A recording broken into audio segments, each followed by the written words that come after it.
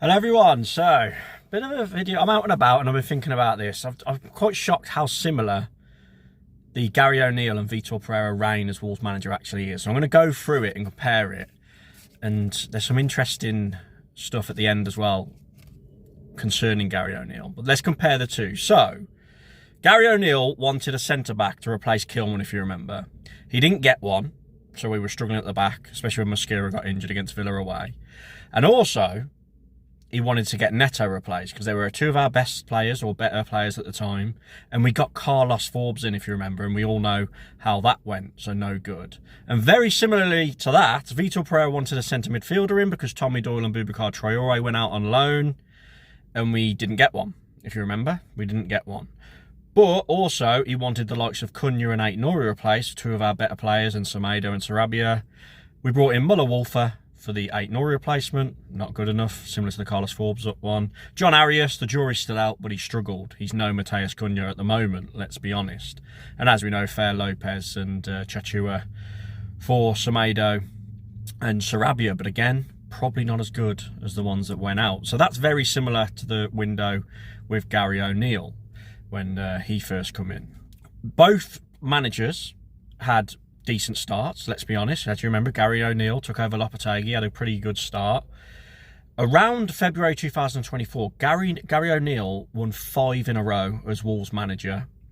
Then, after that, if you remember, we lose to Coventry in the FA Cup really badly, and we get a few injuries. And then we only get 1 win in 10 games towards the end of that season.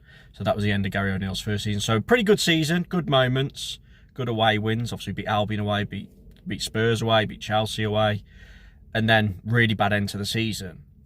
Then, similarly to that, Vítor Pereira, when he took over from Gary O'Neill, we had 6 wins in a row, end of March and the whole of April in 2025. And then at the end of that season, we had 1 draw and 4 losses in the last 5 games. So very similarly, we dropped off a bit of a cliff towards the end of that season once safe.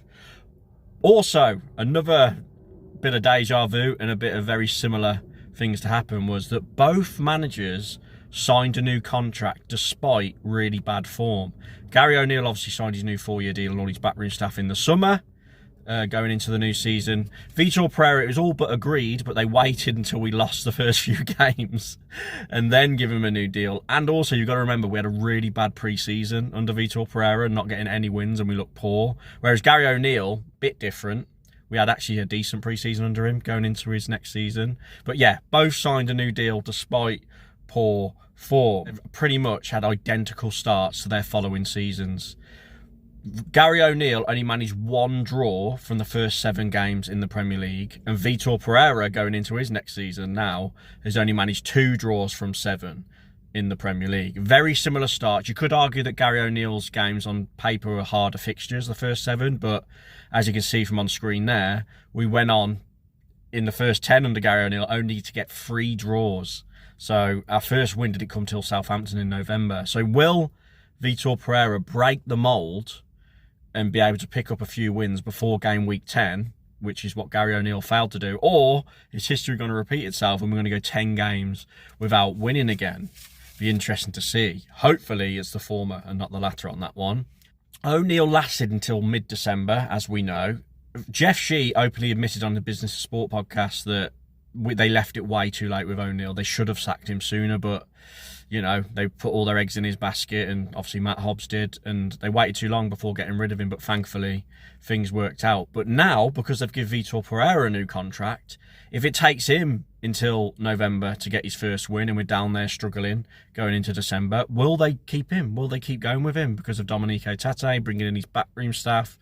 Will they do it again? Will history repeat itself? Because at the moment, a lot of history is pretty much identical with these two managers. And you could also argue the Bruno Lage era was very similar to these two reigns as well. And we all know the common denominator is Jeff Shee in his decision-making, let's be honest. But it'd be so interesting to see. And Gary O'Neill, funnily enough, if anyone saw it, he actually liked a reply, I'll get it up on screen, of a fan saying to him, "Gary, would you come back to Wolves? Like, would you get these players attacking?" type thing. Because as we know, under Gary O'Neill, we did have a lot of goals going forward. It's just our defence was horrendous. And so, yeah, he liked a sweet reply, in which I found hilarious. But the similarities are actually shocking. I think, obviously, we're probably a little bit better defensively under Vítor going into this season, despite our poor start conceding 4 to City.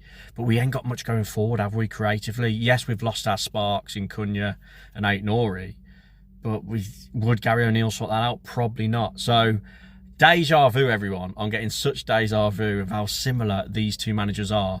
Hopefully for me, because I do like Vítor Pereira, he's made some mad decisions. Like Gary O'Neill made some mad decisions in the start to his second season. But hopefully Vítor can somehow break the mould after the international break and get a few wins and start showing the decision making he made when he first come in as manager and got those 6 wins in a row. But all managers for Wolves, well, most managers seem to fall under this curse where it just kind of just goes off a cliff. But comment your thoughts down below if you realise how similar these two reigns actually are. And would you get rid of Vítor Pereira now? Some people are saying that. Personally, for me, no, let's stick with him. Let's try and get a few wins against Burnley, Fulham, Sunderland away, obviously next up. Let's hope we can go deep in the League Cup. But yeah, international break now. Hopefully Vítor will... you know, he got sent off, didn't he? So hopefully he can book his ideas up, get his decisions right, play the likes of Rodrigo Gomez and Fer Lopez and try and get some wins under his belt. But like the video, please. It really helps the channel. Subscribe if you're new and you want to hear my opinion on Wolves news. It really helps with the analytics. Comment your thoughts. And yes, enjoy the international break if you can, because they are rubbish. And I'll catch you for my next video, which will most likely be the build-up to Sunderland away. Cheers, everyone.